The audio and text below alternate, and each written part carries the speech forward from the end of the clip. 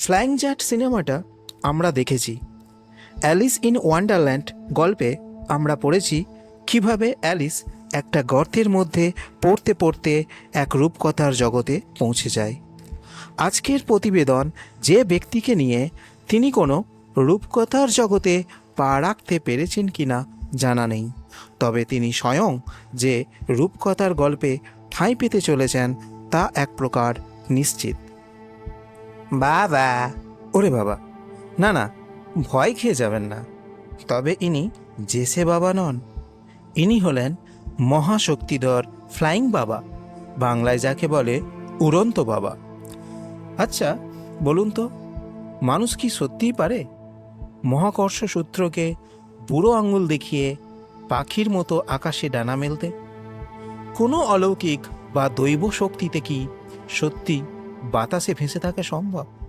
বিজ্ঞান বলে না, কিন্তু যেখানে বিজ্ঞানের দরজা বন্ধ হয়ে যায় সেখান থেকেই শুরু হয় বাবাদের কারিগরি।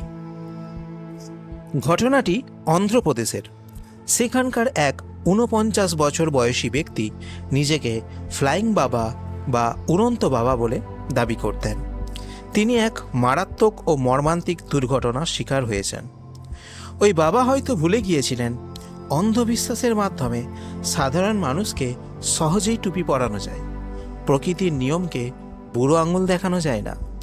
ওই ব্যক্তির দীর্ঘদিনের দাবি ছিল তার মধ্যে অলৌকিক ও দৈব ক্ষমতা রয়েছে এবং তিনি বাতাসে উড়তে পারেন।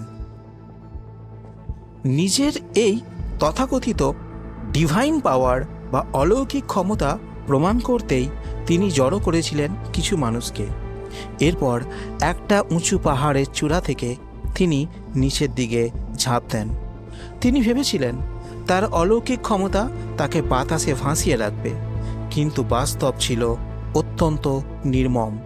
মধ্যাকর্ষণ শক্তির অমোঘ নিয়মে তিনি সরাসরি নিচে পাথুরে মাটিতে আছড়ে পড়েন এবং ঘটনাস্থলেই তার মৃত্যু হয়।